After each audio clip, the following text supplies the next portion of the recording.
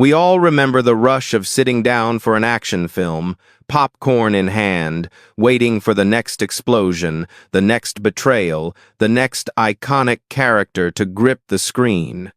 But what if one of those characters simply vanished? No death scene, no plot resolution, not even a whisper in the credits. Gone, as if they were never there. Some call it creative revision, others call it erasure. Either way, the story behind a missing character often tells us more than what made the final cut.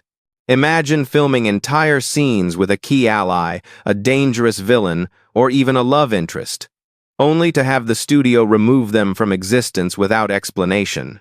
Trailers still show their faces. Promotional posters list their names. Yet, when the lights go down, they're not in the movie. Why does this happen? Sometimes, it's political. A studio executive gets nervous about how a subplot might be interpreted. Sometimes it's personal, a fallout with an actor, a lawsuit brewing in the background. And sometimes, it's just strange. An entire performance locked away in a vault because someone decided the film worked better without it, even if the absence leaves a gaping hole. In action cinema, where pace and clarity are everything, these choices aren't just cuts, they're cauterizations. These aren't cameos that didn't land or side roles trimmed for runtime.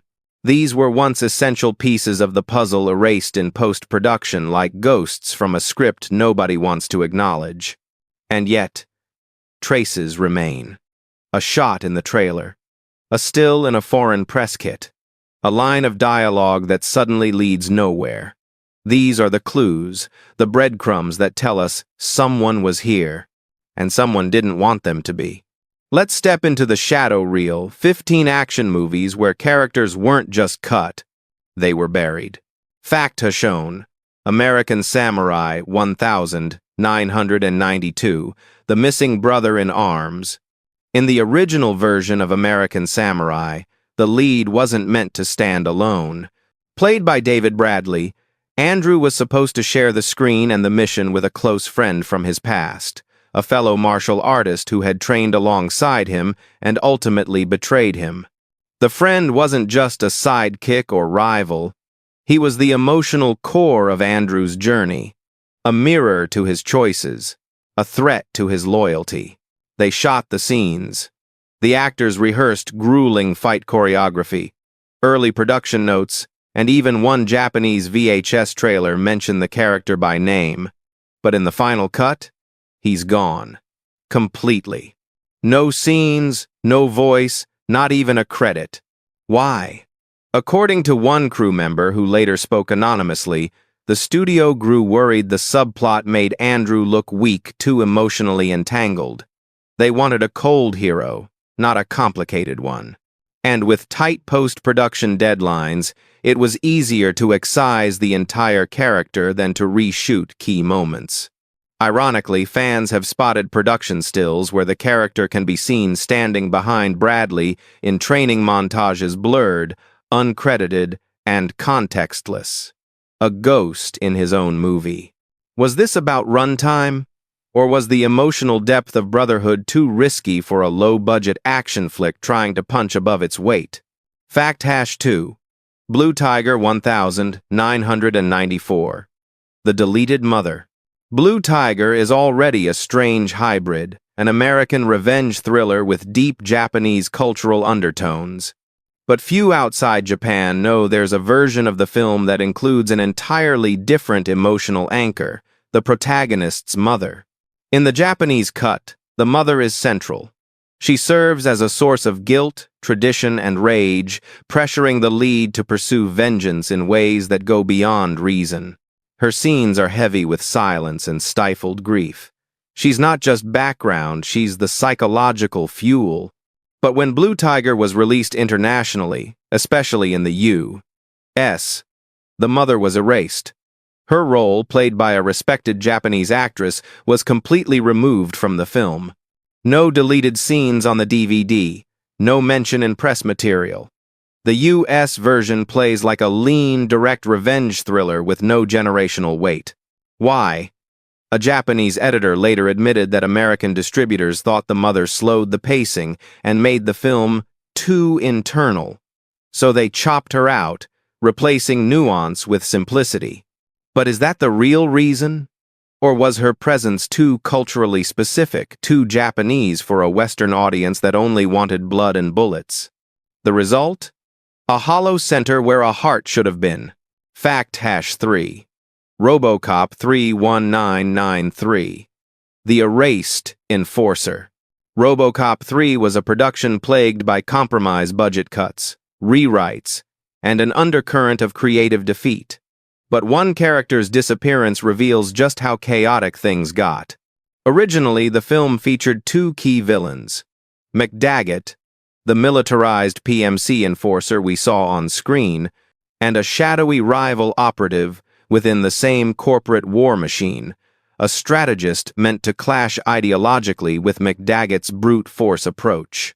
The second villain was cast, filmed, and reportedly appeared in at least 4 scenes, including a confrontation in a high-rise office and a briefing that reframed the film's political undertones.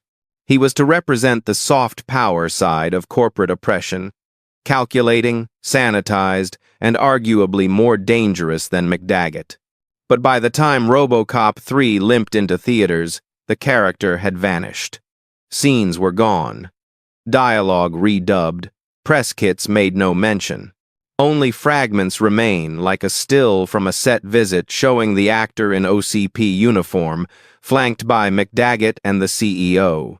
Some insiders believe his removal was a studio decision to make the conflict cleaner and more palatable for younger viewers. Others whisper that test audiences found the political nuances confusing and the film was already battling its PG-13 rating. But if you look closely, a line of dialogue in one scene references 2 OCP commanders. The second never arrives.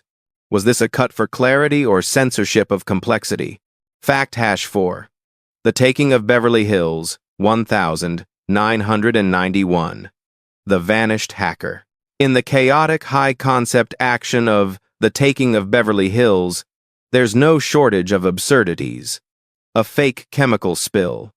A city evacuated. A rogue sports star saving the day.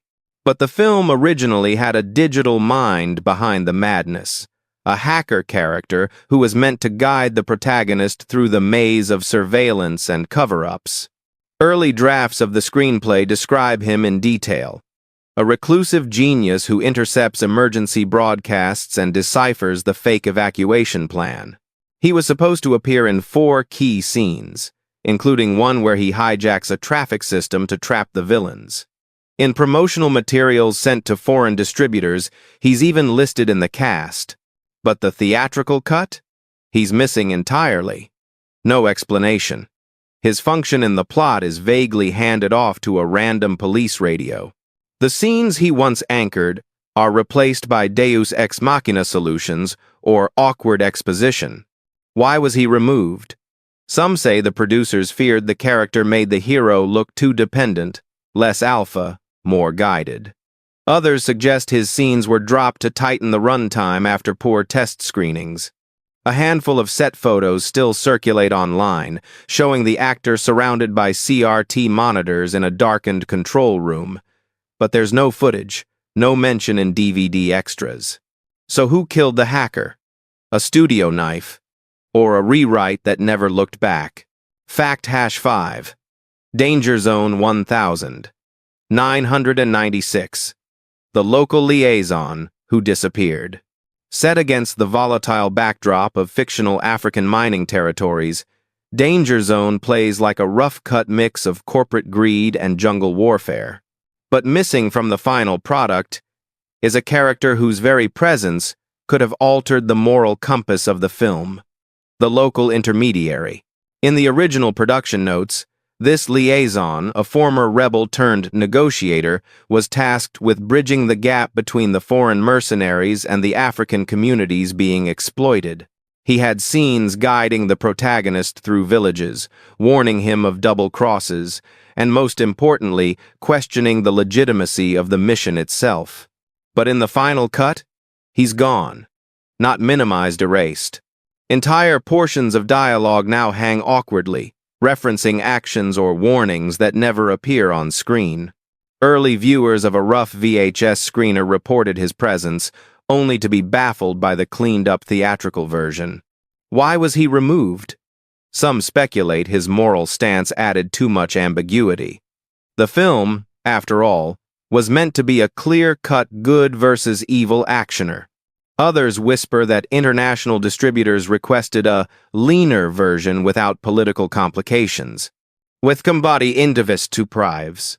Whatever the case, his absence leaves a vacuum, one where ethical reckoning was supposed to reside. Fact #6. Navy SEALs 1990. The Woman Who Was Never There.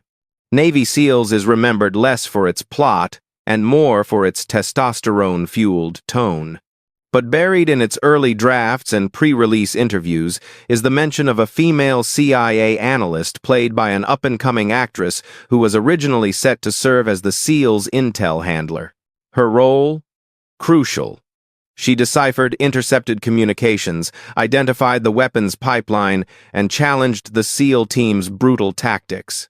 In fact, early script notes suggest she was meant to become the conscience of the film, offering an internal critique of American interventionism.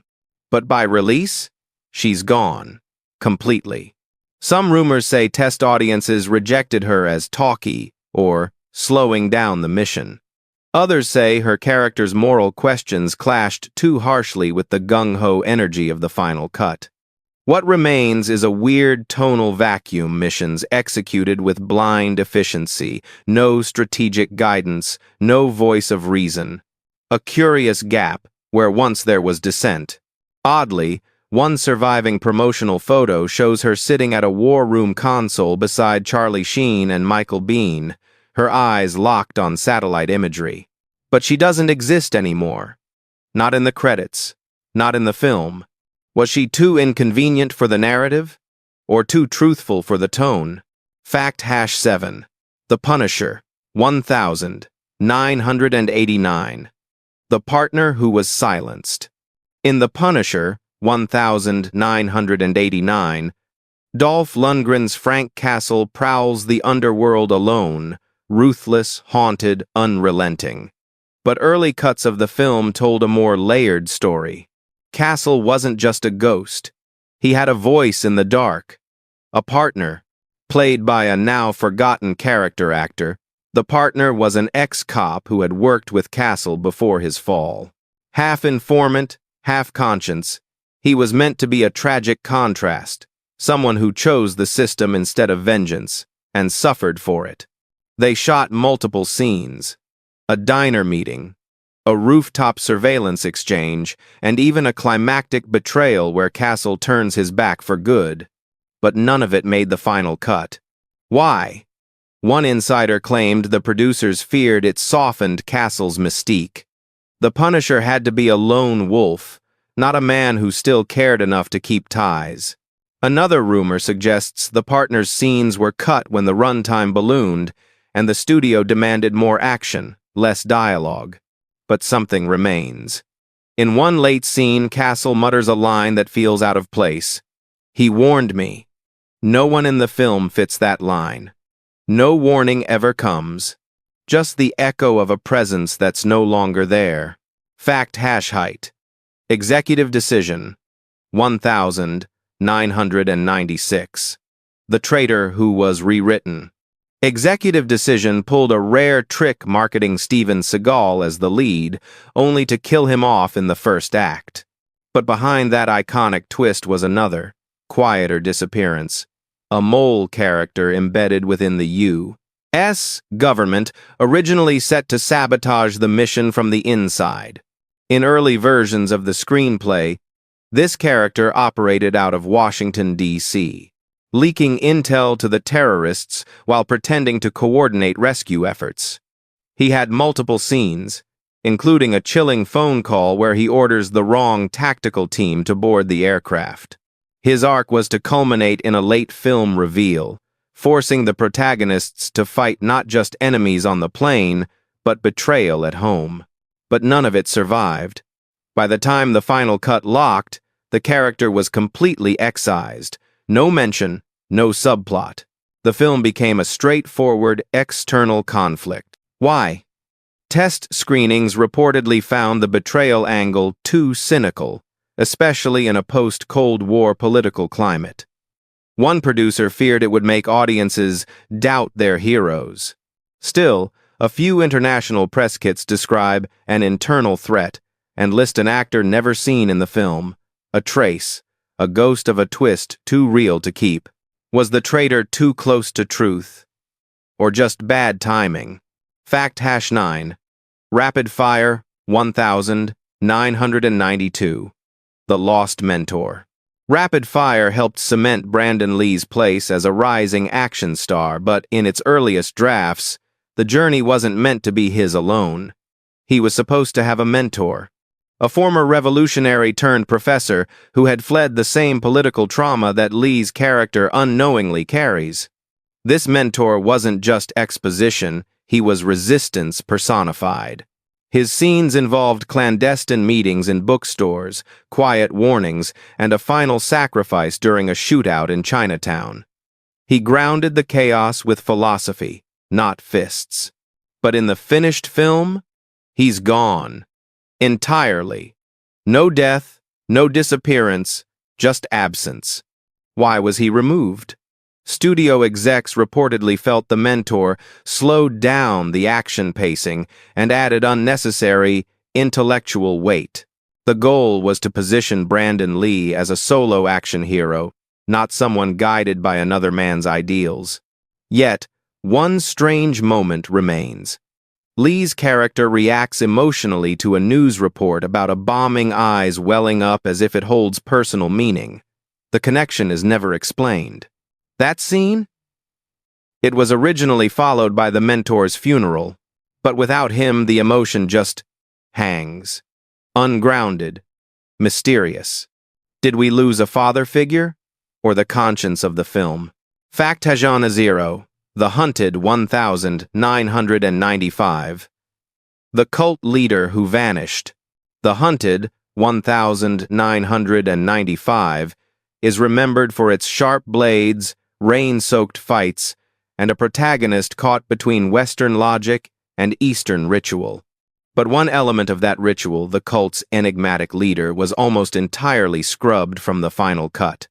Early drafts, and even a few Japanese lobby cards, feature a character known only as the Mother. She wasn't a combatant. She didn't issue orders. She sat in silence during ceremonies, her presence unsettling enough to suggest real spiritual power. Her role? A quiet anchor to the assassin cult's ideology, half revered, half feared. Her scenes were reportedly filmed in Kyoto, including one where she locks eyes with the protagonist, wordlessly condemning him. She appears in no trailers, no stills, but one extra in a production forum swears her ritual scene left the test audience visibly disturbed. Then, gone. No credit, no footage. Not even a mention in commentary. Why? One theory claims the studio didn't want a mystical element clashing with the film's grounded action. Another suggests the sequence veered too close to religious discomfort for Western audiences. But the silence is deafening. One final shot, an overhead shrine covered in red cloth, feels like it was once meant to be hers. Is her absence creative restraint or cultural censorship? Fact #1. Double Team 1997. The Vanished Agent. In Double Team, the oddball pairing of Jean-Claude Van Damme and Dennis Rodman steals the spotlight, but originally, the mission wasn't theirs alone. A third agent, female, strategic, cynical, was meant to complete the triangle. She wasn't comic relief or eye candy. She was the tactical lead, pulling intel, managing surveillance, and keeping the men alive despite their chaos. She had lines challenging their recklessness, and one cut scene supposedly featured her disabling a secondary bomb just as Van Damme closed in on the primary one. But in the final film, she's missing. Completely. Her name appears in early press releases and one European cast listing. There's even a blurry still showing her crouched beside Van Damme in the ruins of the Colosseum set. So why erase her? One insider claimed the chemistry between Van Damme and Rodman tested unexpectedly well, leading producers to re-edit the film to highlight their absurd buddy dynamic. She didn't fit the tone. She grounded it. And that made her expendable. Her role wasn't small. It was surgical. And now, it's a ghost. Did she die in the edit room? Or in a rewrite that favored marketable chaos over cohesion? Factishanatu, The Art of War, 2000. The diplomat who knew too much. The art of war thrives on layers of deception, espionage cloaked in politics, secrets buried under protocol. But one secret didn't make it into the final film. A UN diplomat, who was supposed to be the linchpin of the entire conspiracy. According to multiple leaked script versions, the diplomat was an aging official with deep ties to the Chinese government, quietly manipulating both sides for a third agenda. His scenes included backroom meetings, a cryptic monologue about old wars never ending, and a last-minute betrayal that shifted the entire narrative arc. He was cast, costumed, filmed. An actor known for stage roles had taken the part, lending gravitas to the film's moral ambiguity. But when the film released, the diplomat was gone. The conspiracy was made simpler, flatter, more digestible. In one scene, Wesley Snipes' character refers to a missing transcript, a setup that no longer pays off. Why the cut? Rumors point to test screenings again. Audiences found the extra layer confusing. Others suggest pressure from financiers who wanted a more marketable final product. Guns, fights, no monologues. But one foreign-language DVD includes a trailer with a line of dialogue that was his. Just one. We all serve something. The question is, what? And yet, he serves nothing now. Not even memory. Fact has shown 3. Firestorm, 1998. The Criminal Who Vanished. In Firestorm, Howie Long plays a heroic smoke jumper caught in a deadly prison break during a raging forest fire. The villains are straightforward, violent escapees, armed and ruthless. But the early cut of the film featured a far more ambiguous antagonist, a white-collar criminal with connections, charm, and an unexplained agenda. He wasn't part of the physical chaos. He manipulated it.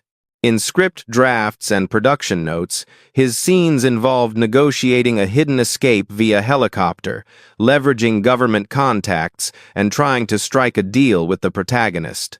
He wasn't a fighter, he was a virus in the system. But he never made it to theaters. Why? According to a former editor, test screenings found the character distracting. He didn't fit the sweaty, explosive tone of the film. Audiences came for fire and fists, not double-dealing and nuance. Still, fans with early press kits noticed something odd. One actor billed high in the credits never appears. His role? The vanished manipulator. A plot thread burned out before it could spread. Was he too quiet for the chaos or too close to a critique the film wasn't ready to make? Fact has shown 4. Deadly Outbreak, 1995. The Double Agent. Nobody Met. Deadly Outbreak is a low-budget siege thriller with a familiar setup. Terrorists, hostages, one man with a gun. But there was once a second layer, a double agent embedded with the villains, whose allegiance unraveled the deeper the story went. His name appears in early script breakdowns as Davidson, a former intelligence officer turned reluctant collaborator. He was meant to shadow the action, subtly assisting the hero while feeding false intel to both sides. His final moment was to be a suicidal confession, an attempt at redemption under fire. But nothing remains. He's not in the film, not referenced, no body, no past. What happened? Some say the actor backed out midway through production.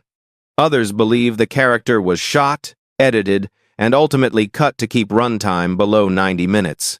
The film's distributor was reportedly adamant about lean and fast. Still, one reviewer who saw an early screener recalls a man in a suit, bleeding and babbling, in a scene not present in any known version. Davidson might have been the film's only moral weight. Now he's just a rumor. Fact Hajon 5. Ballistic. X vs. Sever 2002. The Child That Changed the War. Ballistic. X vs. Sever is infamous for its incoherence, explosions without context, gunfights without cause. But one missing character might explain everything. The child. Yes, a child. In early scripts, the entire plot revolved around the abduction and protection of a young boy rumored to be the son of both protagonists, born of a covert relationship during their shared intelligence days. His presence added not just emotional stakes, but motivation. The war between X and Sever wasn't just about betrayal, it was about blood. He was cast. Scenes were filmed. One set photo shows a woman holding a boy's hand, flanked by armored vehicles. But the theatrical cut erased him entirely. No child, no mention. The story became a hollow ballet of bullets. Why? One theory. The emotional layer tested poorly. Another. Last-minute rewrites by studio executives who didn't want family drama in their pure action film. Some insiders say the child's arc made the film feel like two genres colliding. What remains is noise without center, without consequence. And somewhere, on a hard drive or forgotten reel, a small boy once held the heart of the story. Now he holds nothing. The Hidden Cut of Broken Arrow. 1996. The Pilot Who Never Crashed. Broken Arrow is a film built on tension, rogue nukes, military betrayal, and the high-speed collision of trust and protocol. But buried beneath the adrenaline was once a quieter subplot. A doomed Air Force pilot who never got to die. In the original cut, before John Travolta's character seizes control of the nuclear payload, there's a scene involving a co-pilot named Anders, a straight arrow officer who grows increasingly suspicious. His arc wasn't long, but it was essential. He recorded a distress signal, tried to lock the missile bay, and ultimately paid for his resistance. His death was meant to echo through the rest of the story, a rare moment of consequence. But something happened in post-production. Anders vanished. His death scene was cut. His name removed from credits. Even the distress signal, originally meant to trigger a second-act chase, is now just static. In its place is a strange moment of silence, a comms blackout that was never explained. What's stranger? The actor who played Anders gave an interview months before release, discussing the intensity of filming The Death in the Cockpit. The article still exists, but his face never appears. Some speculate that the subplot hinted too strongly at an internal military cover-up, something the Pentagon, who had partial cooperation credits on the film, allegedly asked to be toned down. Others believe it was just an issue of pacing. Too much nuance. Not enough detonation. Either way, a man once died to save the mission. Now, he never lived at all. Some characters fade because the story demands it. Others disappear because someone, somewhere, decided we weren't supposed to see them. But which of these vanished figures do you think changed the film the most by being erased? Did we lose forgotten side notes? Or critical hearts of the story? Let us know, because sometimes what's missing tells you more than what remains.